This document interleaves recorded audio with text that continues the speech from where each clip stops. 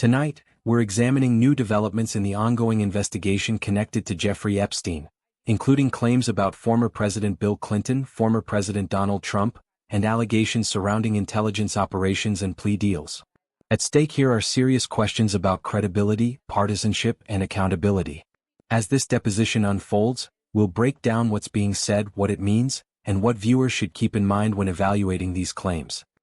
Just first of all, a quick update. President Clinton is being very cooperative.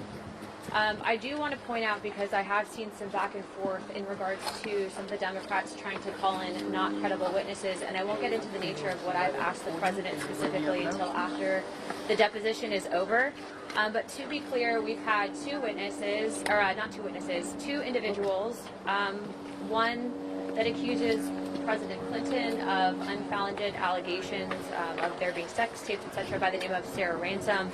And there was an individual under the name of Katie Johnson that also had unfounded allegations of rape against our sitting President of the United States, both being claims that we did not have evidence for grounds of that. And so just as we wouldn't call in an individual like Sarah Ransom, who we know made up claims, we're not going to do the same thing for President Trump. So I think to be able to bring that up and conflate the two with this investigation is wrong. And I want to be very clear on record. I don't believe that Sarah claims had valid claims against President Trump in regards to what she was, President Clinton in regards to what she was alleging. Just as I don't believe that there are valid claims against President Trump by the individual with the name of Katie Johnson.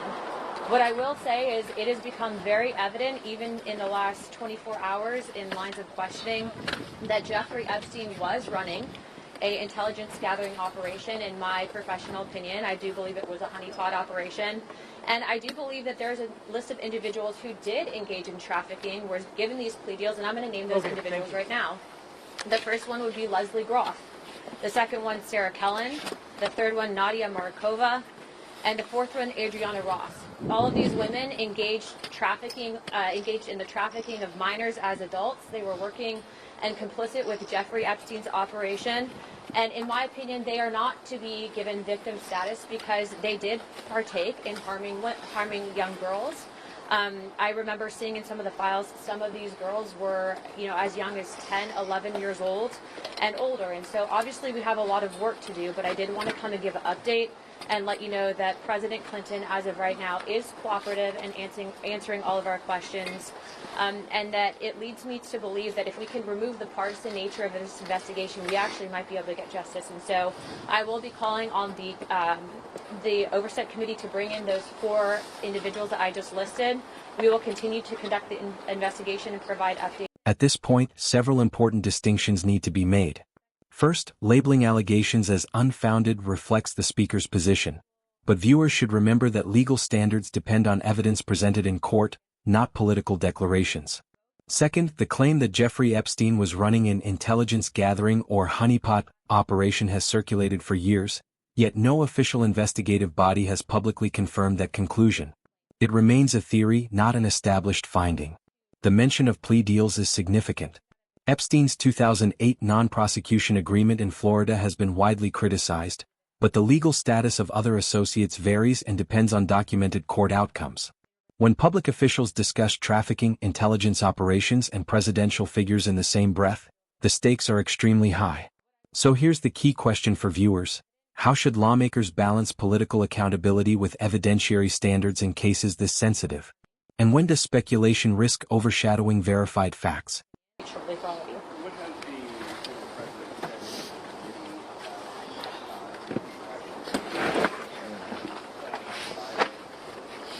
Thank you. I can't get into the specifics of the deposition because it's still currently going on, but again, he's being very cooperative, and I think that statement is pretty on point with what we're doing. Is former President Clinton saying he doesn't recall anything? That's something he mentioned. We will provide updates as soon as it's over. I don't want to violate the trust that we have right now in the depositions, but I do think that we are at least getting a little bit more of a clearer picture. And I will say I'm not in favor, and if there is a request to bring in an individual who's made false allegations against President Clinton, I will be voting that down in committee, just as I will be voting down any individuals that are brought forward that have made false claims against President Trump. I do think that there is a bit of partisan smear attempts in this whole investigation, but it's important to note that Jeffrey Epstein does have all of the telltale signs of intelligence gathering operation. I think we all know that.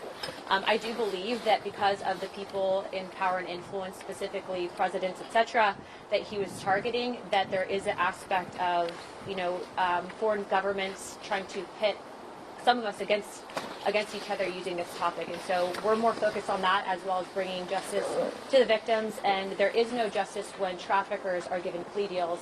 And so we'll be following up on that as well.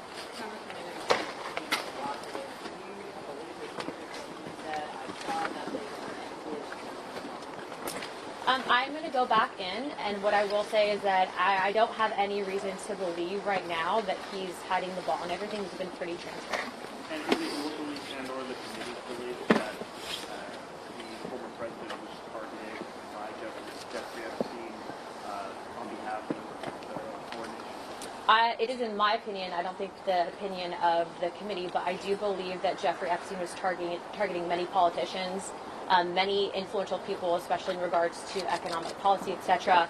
And I do believe that it was possible that not just him, but likely Secretary Clinton, as well as a number of other people, were targeted due to an intelligence gathering operation. I think the American people will agree with me on that. But again, I don't want to get into too much of the specifics of the deposition, and I will be able to tell you at least once this is over. And we will be also trying to release those recordings from the Secretary's deposition yesterday, as well as President Clinton's as soon as possible. Thank you, guys.